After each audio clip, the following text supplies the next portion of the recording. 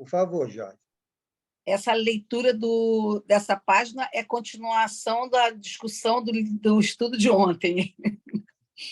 Vida Feliz, psicografada pelo médium Divaldo Pereira Franco, pelo espírito de Joana de Ângelo.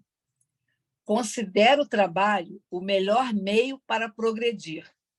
Quem não trabalha, entrega-se à paralisia moral e espiritual. O homem que não se dedica à ação libertadora do trabalho faz seu peso negativo na economia da sociedade. O trabalho é vida. Né? Ontem a gente estava aí no debate, né, conversando sobre uma série de questões, né, e o trabalho foi levantado. Né? Realmente o trabalho é vida. Né?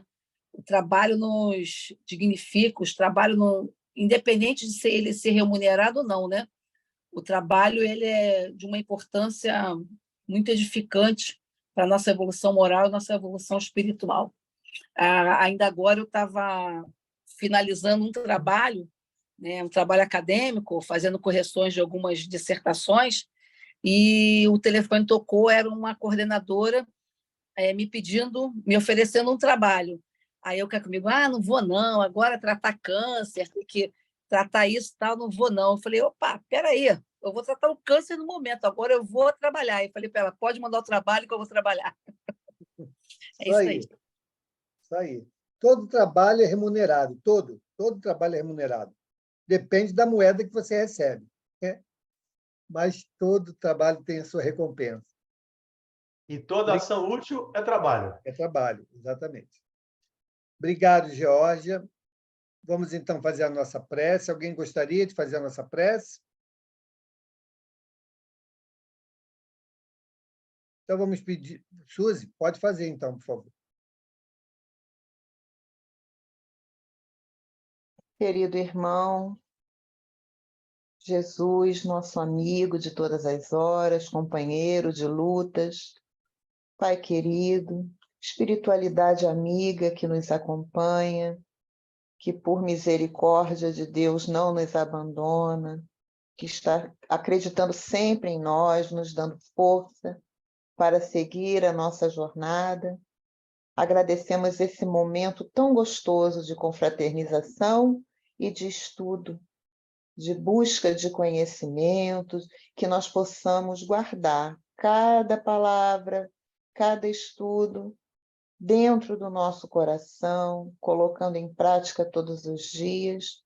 Sabemos que não é fácil, é uma luta diária, porque ainda não estamos no patamar em que desejamos, mas já nos pomos a caminho e estamos felizes de ter conhecido essa doutrina abençoada. Agradeço a Deus, a Jesus, aos irmãos espirituais e um carinho especial ao nosso irmão Allan Kardec, querido, que se dispôs a fazer esse trabalho missionário em prol da humanidade. Que o nosso estudo hoje transcorra em paz e harmonia e que em nossos corações possa reinar sempre o amor a Deus, o amor ao próximo e o amor a nós mesmos. Assim seja, Senhor. Obrigado, Suzy. Graças a Deus. Quem vai fazer a leitura para a gente hoje? Flavinha, Verinha. Ronald, por favor, Ronald. Ronald está sempre dando a vez. Hoje é a sua vez, Ronald. Os comentários aí. Ele já foi gentil, já deixou eu ler. Obrigado, Ronald. Agradeço. Condução fica aí com o Valdemir. Então, vamos lá. Capítulo 13, item 5, o óvulo da viúva. Estando Jesus sentado defronte do gasofilácio, ao observar de que modo o povo lançava-lhe o dinheiro, ele viu que muitas pessoas ricas o deitavam em abundância. Nisso veio também uma pobre viúva, que apenas deitou 2 pequenas moedas no valor de 10 centavos cada um. Chamando então seus discípulos, disse-lhes: em verdade vos digo que esta pobre viúva deu muito mais do que todos os que antes puseram suas dádivas no gasofilácio, pois que todos os outros deram do que lhes abundam, ao passo que ela deu do que lhe faz falta. Deu mesmo tudo o que tinha para o seu sustento. Isso está em Marcos e Lucas. Continua? Não, vamos conversar um pouco sobre isso aí, né? Que é importante. E a gente vê muitas vezes, já ouvi muitas vezes, de companheiros espíritas, de irmãos espíritas, dizendo que não pode fazer caridade porque não tem bens materiais. E essa passagem de Jesus, esse ensinamento do Cristo aqui, é bem significativo em relação a isso, porque nos garante que cada um de nós é perfeitamente capaz de fazer, sim, caridade. Eu, inclusive, coloquei no grupo uma mensagem que está lá no livro Jesus no Lar, capítulo 20 do livro Jesus no Lar, chamado A Caridade Desconhecida, onde Jesus conta a história, como o livro Jesus no Lar é isso, né? É Jesus conversando com os seus discípulos, textos que não estão nos evangelhos, como os textos da Amália, da Amélia, né? Da Amélia Rodrigues, do Humberto de Campos e de outros.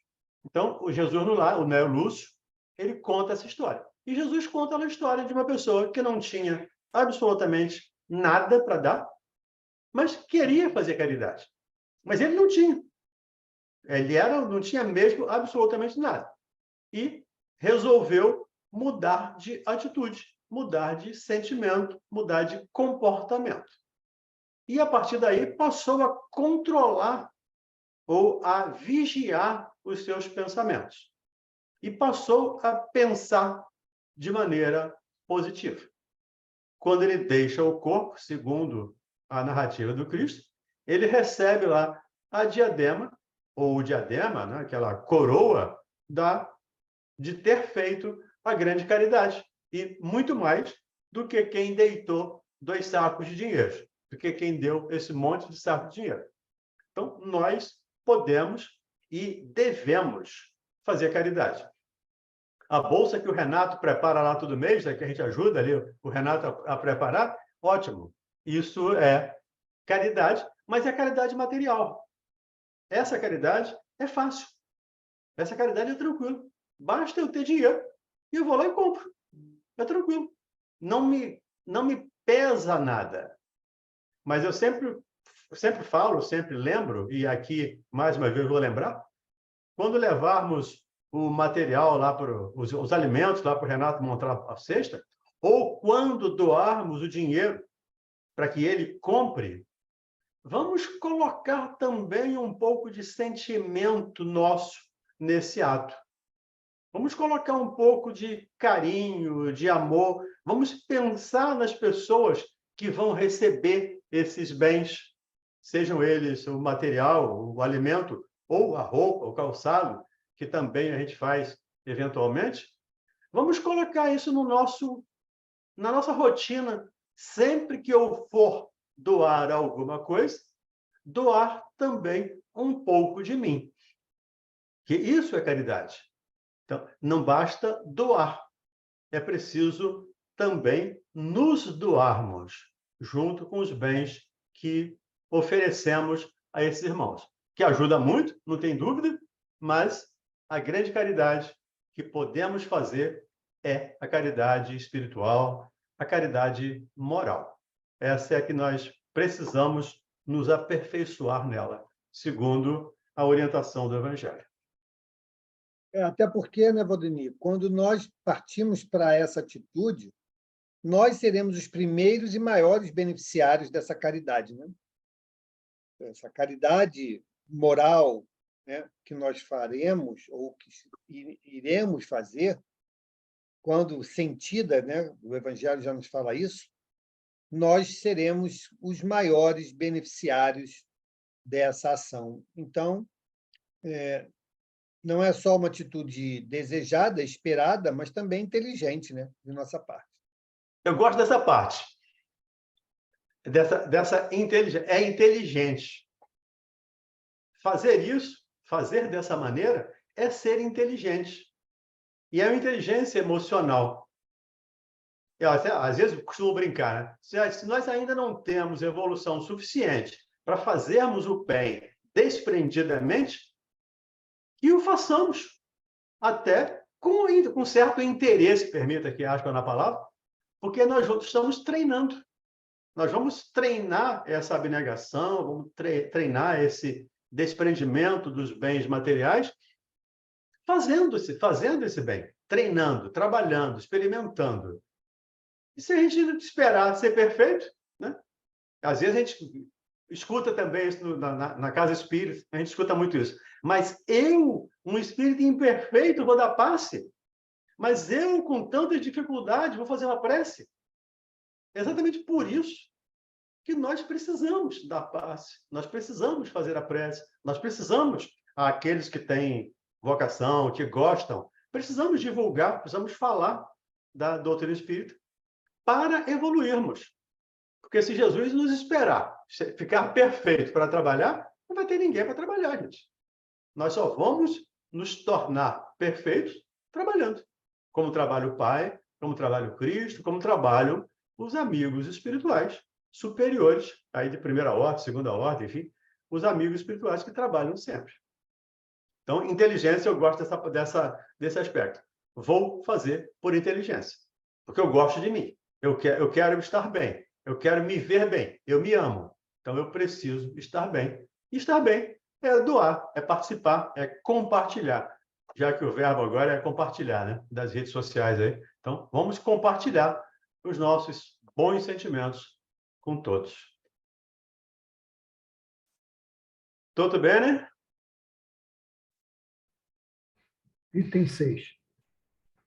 Muita gente deplora não poder fazer todo o bem que desejara, por falta de recursos suficientes.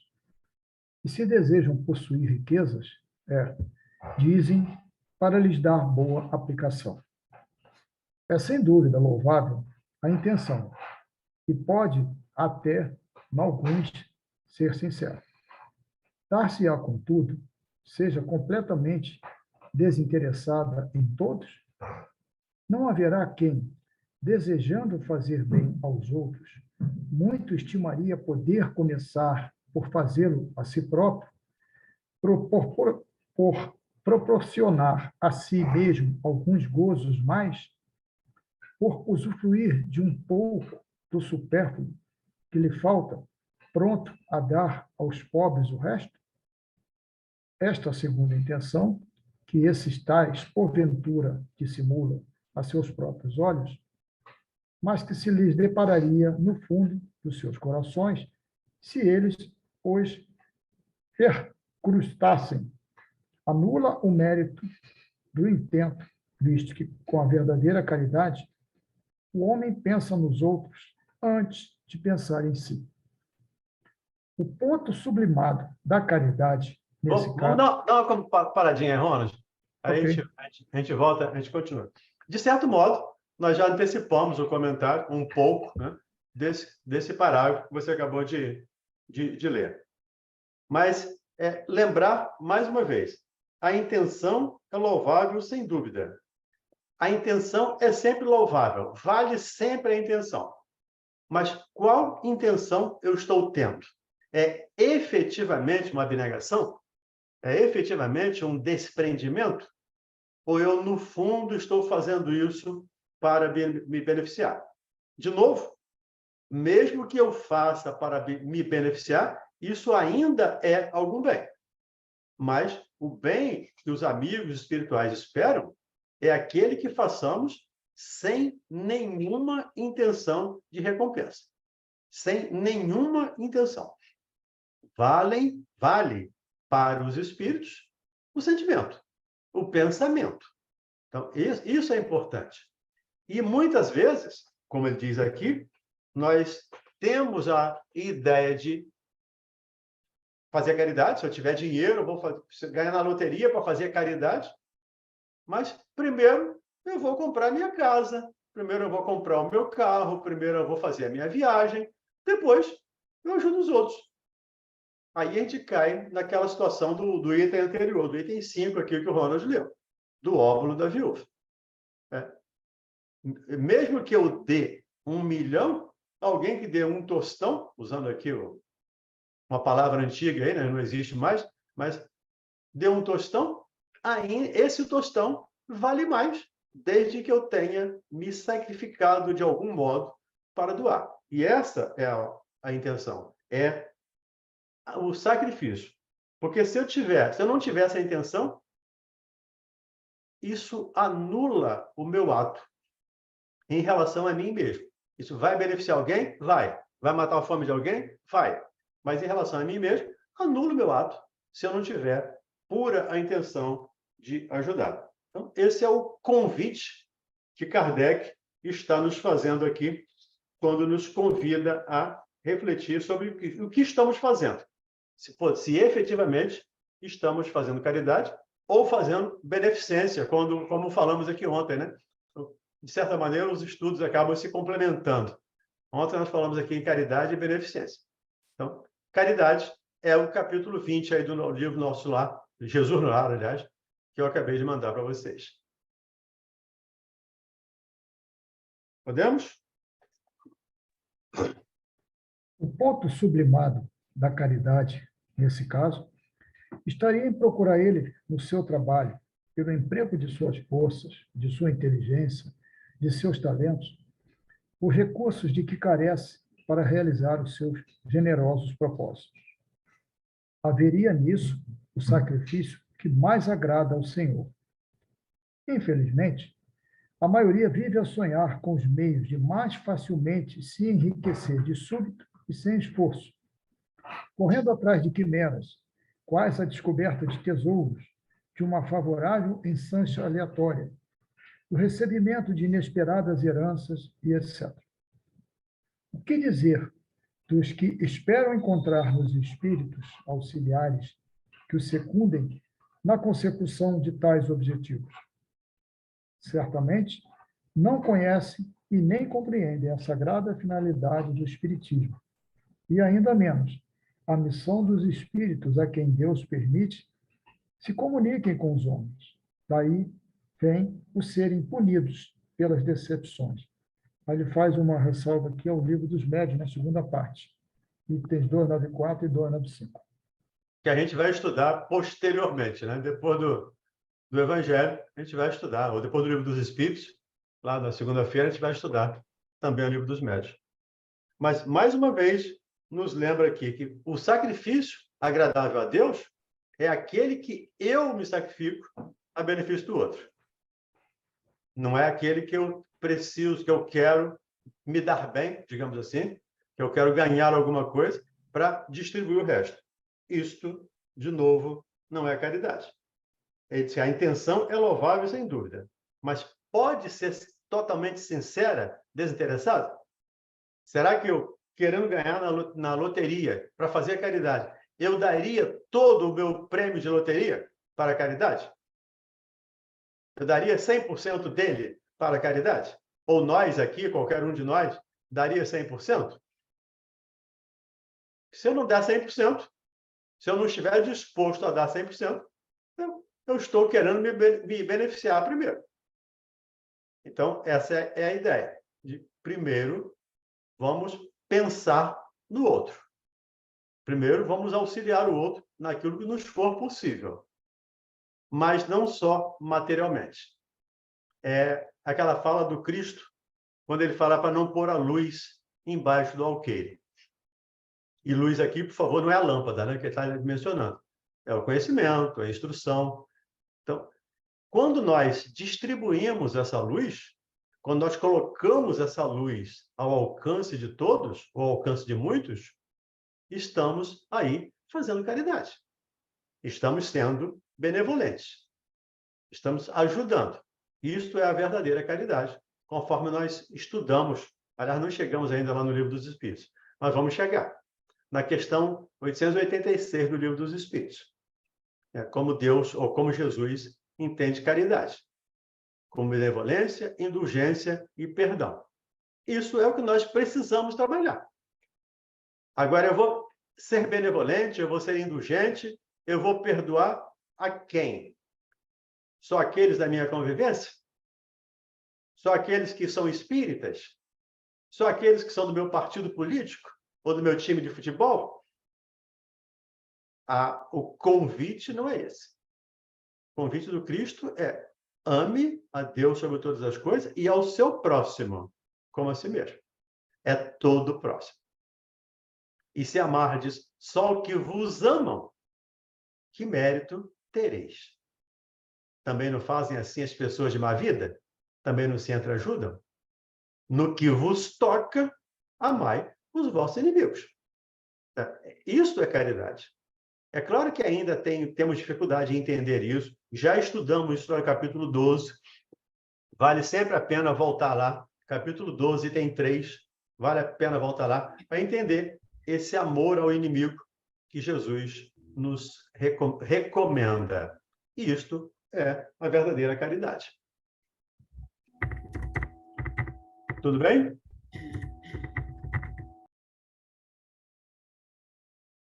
Se ninguém fala, Ronald, então vamos continuar, né? Ninguém quer falar?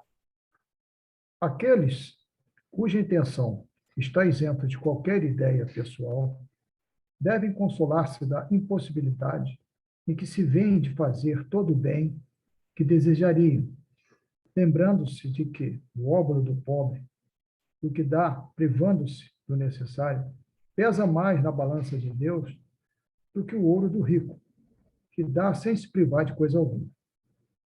Grande seria realmente a satisfação do primeiro, se pudesse socorrer em larga escala a indigência. Mas, se essa satisfação lhe é negada, submeta-se e se limite a fazer o que possa.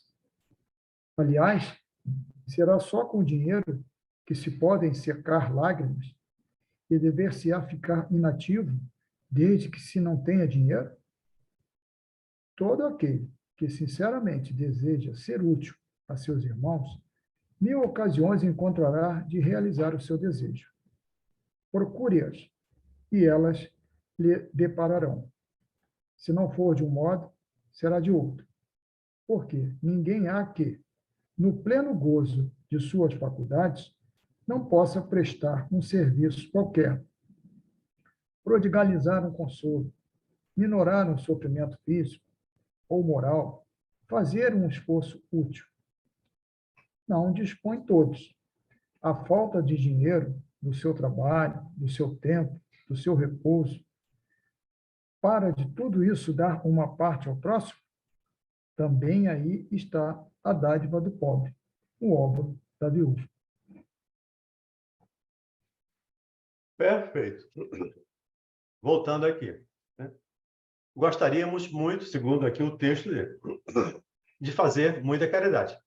Mas precisamos nos consolar, precisamos nos resignar com a nossa impotência, com a nossa impossibilidade de fazer mais do que fazemos. Aí é cada um fazer uma autoanálise. Eu posso ir até aqui. Eu posso fazer isso. Pegando aqui o exemplo do SEAC, e eu não sou da diretoria do SEAC, tá? Eu sou um trabalhador de lá, eu vou lá, mas não sou da diretoria. Mas eles fazem uma análise. Quantas famílias nós podemos atender? A gente atendia 15. Bem, mas podemos estender isso? Vamos fazer uma campanha? Isso é entender. Eu posso ir até 63 famílias. Mas que isso não dá. E precisamos entender, mesmo que tenha 200 famílias nas proximidades do SEAC, precisando de cesta básica, não podemos doar cesta básica para 200 famílias. Precisamos entender e respeitar esse nosso limite. Para tudo há um limite. E todos somos limitados. Todos somos impotentes para muitas coisas. Então, nos perceber essa impotência também é uma maneira de nos resignarmos e aceitarmos a situação que o Pai nos colocou. É claro que precisamos sempre lutar, precisamos sempre estudar, precisamos buscar, trabalhar, nos melhorar, isso é óbvio.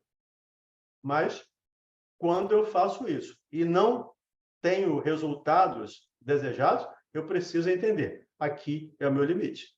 E o nosso limite de fazer caridade também é assim. Eu posso fazer, eu mesmo a caridade moral, eu tenho limite, eu não posso atender, não posso conversar com 200 pessoas por dia.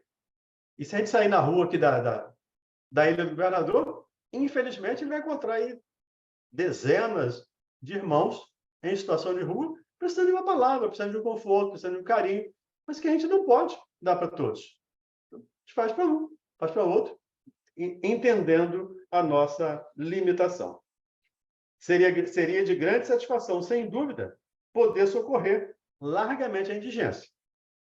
Mas, se isso é impossível, é necessário submeter-se e fazer o que pode. E aí não sou eu, ou não é a diretoria do SEAC, ou não é ninguém que vai dizer o que cada um pode. Isso é uma situação pessoal singular. O que eu posso? Nós fazemos uma campanha lá para a Rádio Rio de Janeiro. Estamos em campanha sempre que a rádio precisa. Mas eu sempre coloco isso lá e sempre colocamos. Primeiro, cumpra as suas obrigações. Isso porque teve uma senhora uma vez, que falou até lá para o Cristiano, que hoje está lá na Ação Cristã Paulo de Tarso, de que tinha deixado de comprar o remédio para contribuir com o Clube da Fraternidade. Isso absolutamente não faz sentido. A gente vai ajudar, sim, mas na medida das nossas possibilidades. É por isso que a gente pede. Você pode dar 20, você pode dar 200, você pode dar 1.000, você pode dar 1. O Mauro até brincou de maneira séria, né? Na última quarta-feira lá, e nós já chegamos aos 40 mil. Né? Não tínhamos chegado aos 40 mil. Chegamos aos 40 mil. E o Mauro lembrou que se cada um der R$1 por mês, não é uma coisa impossível de qualquer pessoa fazer. Nós faríamos 40 mil por mês. Teria só esses 40 mil inscritos no YouTube. A gente tem muitos outros que não são inscritos. A gente tem milhares de outros ouvintes. Mas dentro desse limite. E isto é perfeitamente compreensível e entendido pelos amigos espirituais como caridade. E, como ele disse, no último parágrafo dele aqui, na falta de dinheiro, não dispõe cada um do seu esforço, do seu tempo, do seu repouso para oferecer um pouco aos outros? Isso também é a esmola do pobre, o óbolo da viúva, a caridade. Não esquecendo, como lemos lá no início desse capítulo, sempre que pudermos, vamos transformar a caridade, ou a esmola, em serviço. Sempre que possível, vamos oferecer. E o Mauro sempre citou aí já 2 vezes seguidas de que o SEAC, né, preparou, profissionalizou pessoas e elas não quiseram, a partir daí, trabalhar. Ok. Então, também está desligada da ação social ou da possível promoção social que faríamos, porque é preciso que haja um esforço. E eu me lembro, já falo para você, Pedro, eu me lembro de certa vez, eu frequentava aqui uma outra casa espírita, e uma das assistidas chegou num dia e disse para a gente: hoje eu não quero a minha bolsa. Eu consegui um emprego. Então, pode dar a bolsa para outra pessoa. Isso é promoção social. Não tem ninguém ali, ou pelo menos ela não estava se beneficiando. Ela recebeu a bolsa enquanto ela precisava. Foi a caridade. A partir do momento que ela se julgou, se viu capaz de trabalhar, capaz de produzir, não preciso mais da ação social. E isso é o que as casas espíritas, ou que nós, como representantes, como dirigentes, trabalhadores das casas espíritas, precisamos fazer. Conscientizar as pessoas e ajudá-las nesse processo de autopromoção, a palavra não é, de autonomia financeira, para poder trabalhar e ganhar o dinheirinho dela honestamente. É muito mais digno do que receber uma esmola. Como ele diz, às vezes a esmola queima a mão. A gente só recebe porque está num grau de necessidade, de penúria muito grande. Senão, não receberia. Então, conseguir um trabalho é, se possível, a melhor solução. Me lembrei aqui até uma música do Fagner, né? Um homem sem trabalho não tem honra, né? E a gente precisa, na medida do possível, dar honra a essas pessoas. Pedro César, diga aí. Você falou da moça, da senhora que deixou de comprar o remédio para ajudar a Rádio Rio de Janeiro, né? Evidentemente que você falou que ela poderia comprar o remédio dela, mas poderia ajudar de outra forma, né? Fazendo principalmente preces, orações lá para os diretores da Rádio Rio de Janeiro, porque eu entendo A gente agradece muito. que é um trabalho que eu vou te contar, que não é fácil mesmo. Imagina a cabeça lá do senhor Vitorino, quando ele pensa assim, bom, tem que pagar a folha salarial, eu tenho que pagar os impostos, Aí como é que ele fica, né? Não é fácil mesmo, não é fácil. Então, as nossas preces, eu acho que ajuda bastante para que ele seja inspirado e tenha sucesso lá nos seus objetivos, né? Não tem dúvida, Pedro. E é o que a gente pede, né? Se você não pode ajudar materialmente, o Mauro sempre fala isso lá no SEAC também, se inscreva no YouTube. Porque nós temos agora 40 mil, vamos chegar a 50, vamos chegar a 100 mil, então, sei lá. Não temos limite para isso. Isso é uma maneira de fazer caridade, porque é uma maneira de ajudar a divulgar a doutrina espírita. Então, todos estamos fazendo caridade.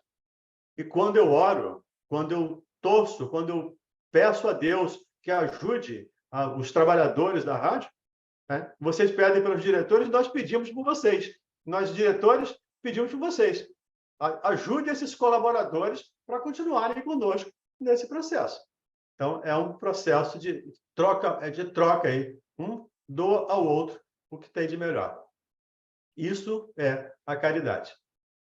Diga aí, Carlos Santos. Então, Valdemir, essa parte aqui que ele fala aqui da balança, né? Que o óbolo do pobre pesa mais na balança do que o ouro do rico. E a gente já falou aqui, né, que quando encarna com recurso, rico, é uma encarnação difícil, é uma prova difícil para a pessoa. O que ele poderia fazer para equilibrar essa balança? O rico, no caso, né? O rico precisa entender que ele é um distribuidor de dádivas. Ele é um administrador. Ele não é o dono do dinheiro. Não é o dono dos bens. Como nós não somos donos de nada. Não somos donos nem mesmo do nosso corpo. Nós precisamos dar conta, e precisaremos dar conta, prestar contas de cada centavo que recebemos. E não estou falando só de centavos, estou falando dos talentos, lá da parábola dos talentos. Então, quando eu tenho a capacidade de pensar, de raciocinar, eu preciso prestar conta dessa minha capacidade. Quando eu posso falar, é um talento que me foi emprestado, que eu preciso usá-lo adequadamente, caridosamente, dentro do tema aqui do estudo da noite. E uma pessoa que recebe uma grande fortuna, ou que chega até as mãos uma grande fortuna, ou recebida por herança, ou ganho por trabalho, também foi autorizado por Deus. E foi para ajudar, lembrando que a música do Fagner, a dar honra a essas pessoas. Então, um empresário que dá emprego para 100 pessoas, ele está ajudando 300, 400, para 100 famílias, né? Ele está ajudando 300, 400 pessoas. Isso é o que Deus pede. E o que eles falam no Evangelho, a gente vai chegar lá, no capítulo 16, ele vai chegar lá. É que o rico, pelo menos o supérfluo, distribua com os que não têm nada. Esse é o nosso trabalho. Nós somos ricos? Somos. Eu e você temos uma riqueza. Né? Nós somos inteligentes, temos razão, pensamos, raciocinamos, falamos, andamos, nos movemos, olhamos, nós vemos. Isso são riquezas. Eu preciso utilizar esses bens, essas riquezas, para auxiliar aqueles que não têm. Ainda agora eu estava conversando com uma reunião lá com o Eduardo, com a Miranda, com um grupo que a gente faz um estudo lá, e ele está falando do compositor que vai lá no nosso show no sábado, que está cego. Está com 8% de uma vista, parece que 10% da outra. E ele não está lamentando. Ele está compondo. Ele está cantando alegremente para alegrar outras pessoas. Isso é uma riqueza que ele recebeu, o talento de compor, o talento de tocar um instrumento, o talento de cantar, ele está distribuindo. Então, aí a pergunta, Carlos, é por que eu estou distribuindo? Tá? É que cada um faça essa pergunta. Da minha parte, o que eu estou distribuindo? Porque eu preciso distribuir. O que eu ganhei, eu preciso... Ganhei não. O que me foi emprestado, eu preciso dividir, eu preciso devolver. E a riqueza tem um trabalho importantíssimo. A gente vai ver isso, quando chegarmos lá no capítulo 16, a gente vai ver isso, que é muito importante. Mas é preciso ser bem administrada, como tudo na nossa vida, precisa ser bem administrada. Tudo bem? Me permita, Rodrigo, uma outra forma, no caso desse exemplo que você deu, da pessoa que dispõe de bens, de ajudar, a forma de prestar caridade, procurar um hospital, de repente o hospital está precisando de um equipamento, um tomógrafo ou um aparelho de raio-x para atender determinadas pacientes, e não tem.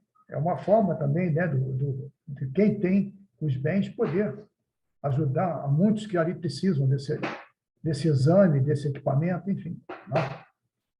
É uma forma também, né? Sim, eu me lembro, você falando isso, me lembrei do Antônio Hermílio de Moraes, né, que fundou lá o Hospital Beneficência Portuguesa, lá em São Paulo. Isso mesmo, é São Paulo. E ele não satisfez em criar o hospital.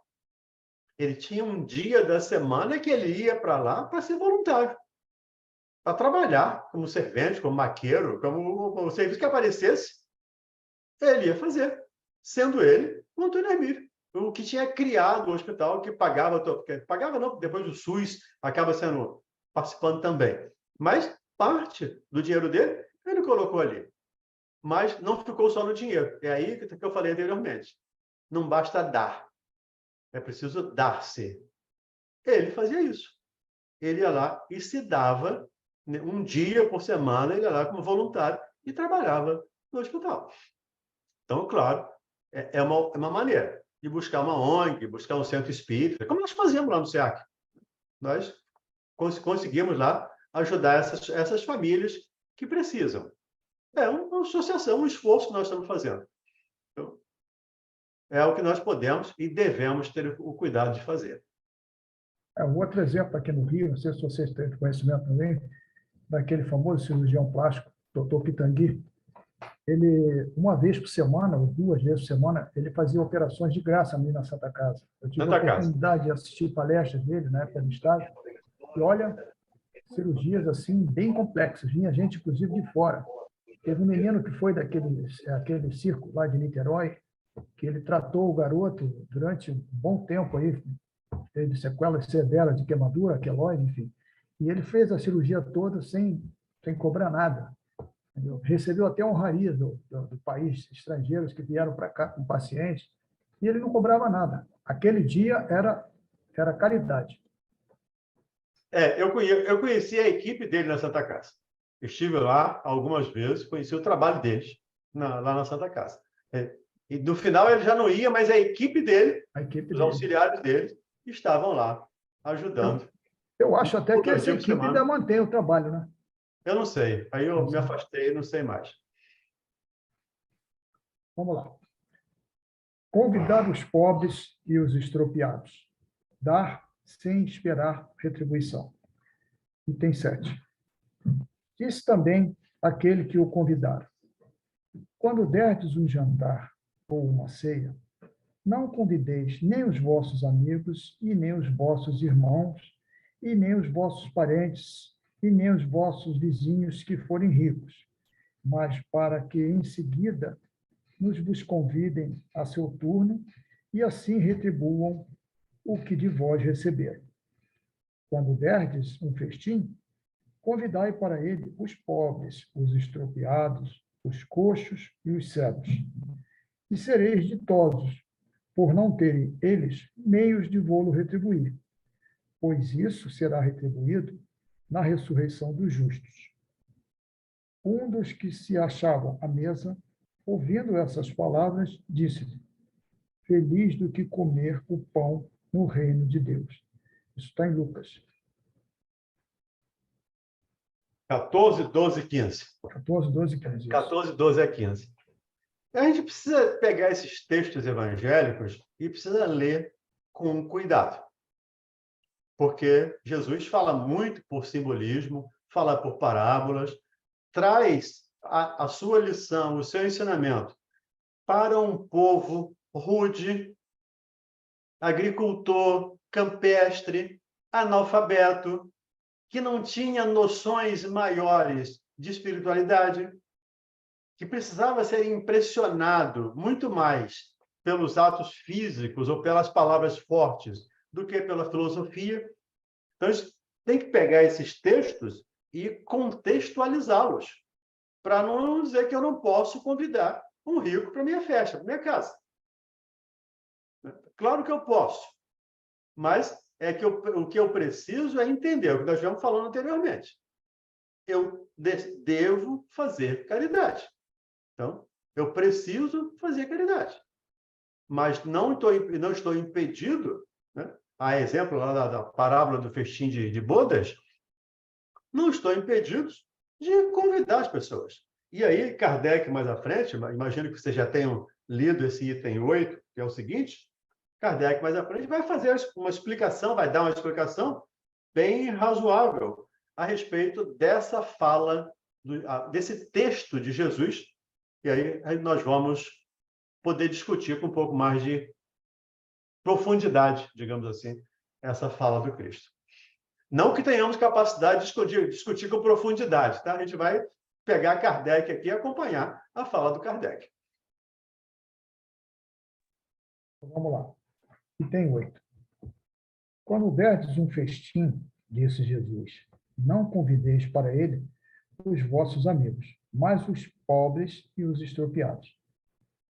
Estas palavras absurdas, se tomadas ao pé da letra, são sublimes, se lhe buscarmos... Ronald, me permita uma entonação que não ficou boa. Essas palavras absurdas, se tomadas ao pé da letra, porque você fala, essas palavras absurdas. Então, ficou a ideia de que as palavras são absurdas. Desculpa. Absurdas, se tomadas ao pé da letra. Pé da letra. Se tomadas ao pé da letra. Tá bom, desculpa. Essas palavras absurdas, se tomadas ao pé da letra, são sublimes, se lhe buscarmos o Espírito. Não é possível que Jesus haja pretendido que, em vez de seus amigos, alguém reúna à sua mesa os mendigos da rua. A sua linguagem era quase sempre figurada. E para os homens incapazes de apanhar os delicados matizes do pensamento, ele precisava servir-se de imagens fortes que produzissem o efeito de um colorido vivo. O âmago do seu pensamento se revela nesta proposição: e sereis ditosos por não terem eles meios de vô-lo retribuir. Quer dizer que não se deve fazer o bem tendo em vista uma retribuição, mas tão só pelo prazer de o praticar. Usando de uma comparação vibrante, disse: convidai para os vossos festins os pobres, pois sabeis que eles nada vos podem retribuir. Por festins, deveis entender, não os repartos propriamente ditos, mas a participação na abundância de que desfrutais. Acho que isso é interessante começar até por esse final. O festim não precisar entender aqui, ou não devemos entender, somente como uma festa, mas tudo aquilo que temos para distribuir. Então, nós podemos fazer uma festa distribuindo entendimento, alegria, conhecimento. E isso é uma maneira de ajudar. Então, a gente precisa entender. A linguagem de Jesus também, como disse Kardec, era figurada para pessoas incapazes de compreenderem uma situação mais aprofundada. Então, é claro que eu posso convidar, como eu disse, eu posso convidar os pobres, mas eu não devo ter a intenção de fazer uma festa e convidá-lo para ser bem visto na sociedade.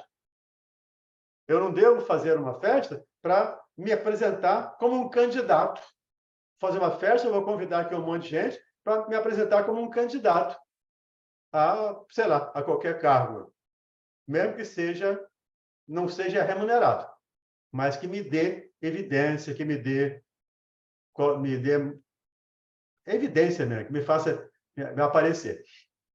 Então, todo bem que eu fizer, ou todo bem que nós fizermos, precisará ser sem interesse.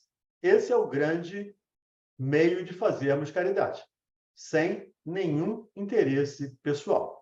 Então, quando eu faço uma festa esperando a retribuição, e aí eu até posso dizer isso com um pouco mais de conhecimento, eu participei em trabalhei com a embaixada há muito tempo, e tinha muito isso, né? A embaixada faz uma festa e convida todos os outros funcionários de embaixada, outros embaixadores, mas, por sua vez, espera que também sejam convidados por outros. Então, e se não for, tem problemas. Isso não é caridade. Aquilo ali é uma troca de favores. Eu te ajudo, você me ajuda. Como determinadas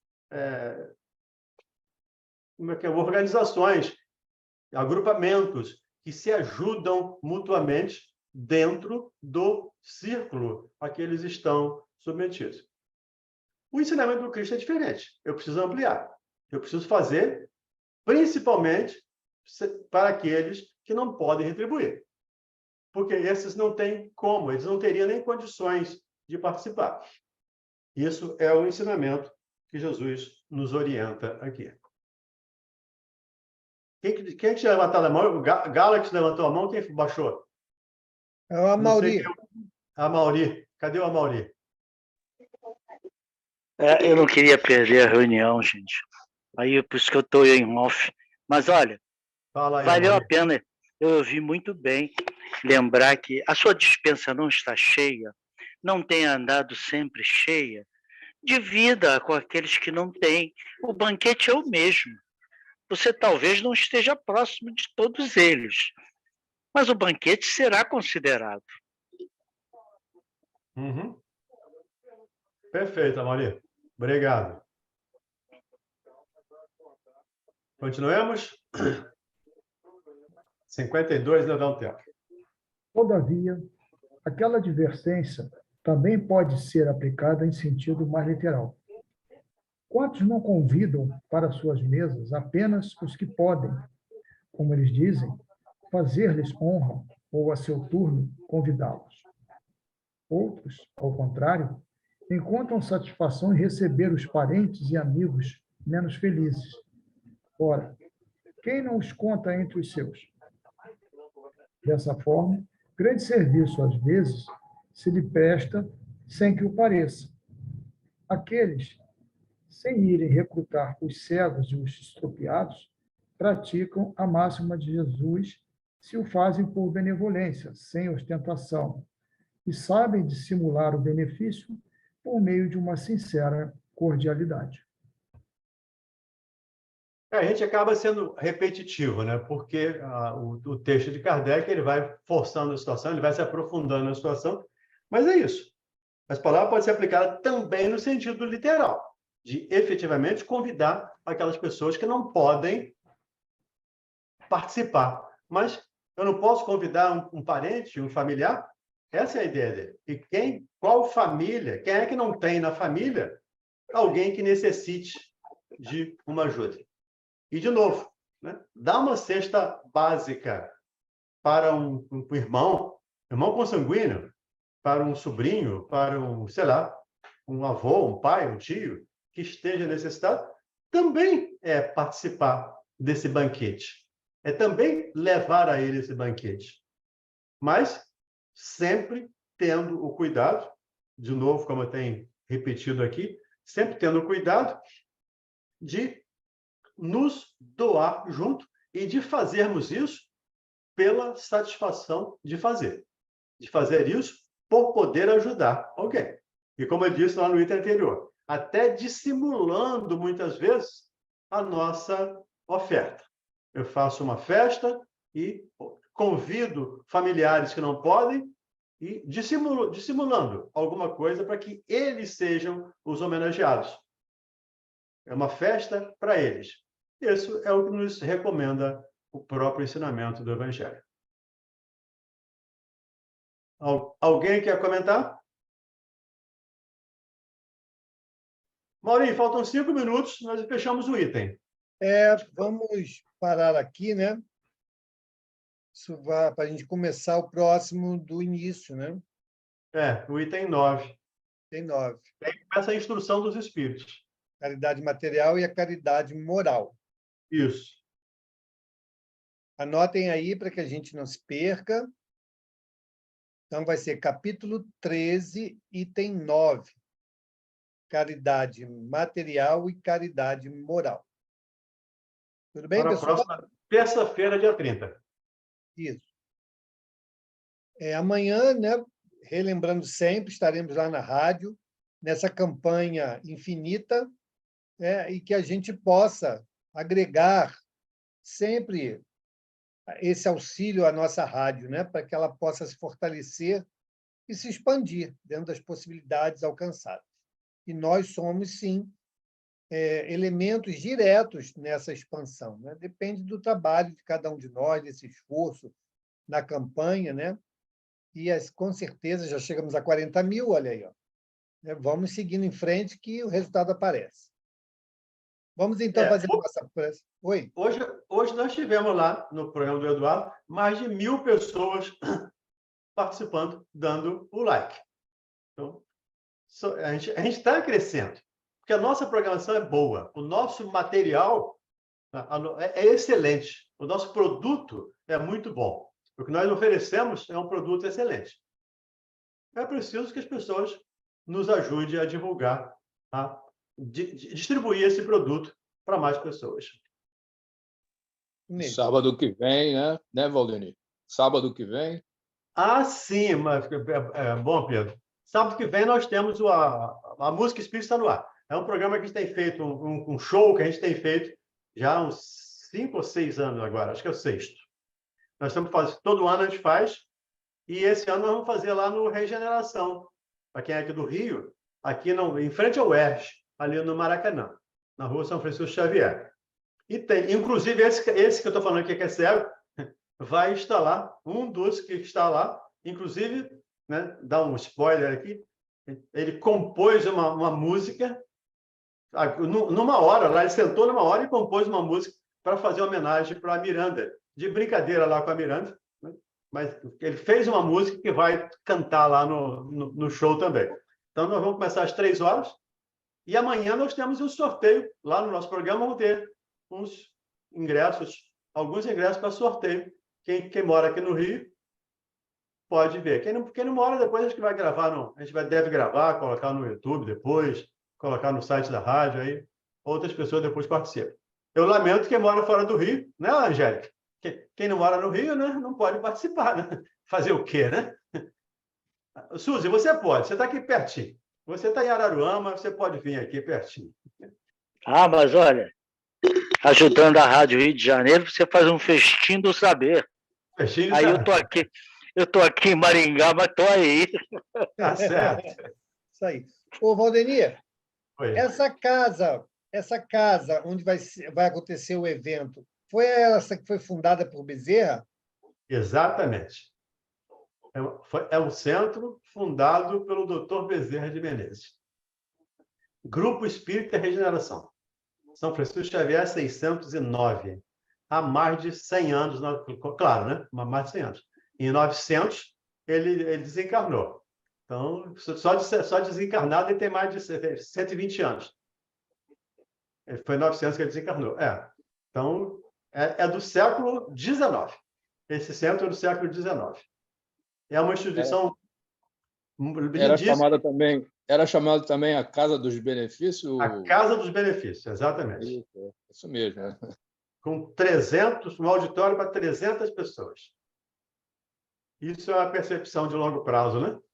No século XIX, ele já fez uma casa para 300 pessoas. Século XXI, vai ter uma rádio, vai fazer um show aqui, vai precisar disso. Eu já estava pensando nessa situação. Maravilha.